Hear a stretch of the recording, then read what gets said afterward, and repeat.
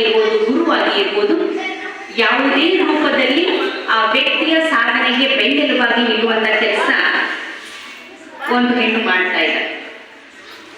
ಒಬ್ಬ ಸಾಮಾನ್ಯ ಬಾಲಕ ಶಿವಾಜಿಯನ್ನ ಇವತ್ತು ಹಿಂದೂ ಹೃದಯ ಸಾಮ್ರಾಟ ಛತ್ರಪತಿ ಶಿವಾಜಿ ಮಹಾರಾಜನ ಮಾಡುವಲ್ಲಿ ಪ್ರಮುಖ ಪಾತ್ರ ವಹಿಸಿದ್ದು ಅವರ ತಾಯಿ ಜಿಜಾಬಾಯಿಯವರು.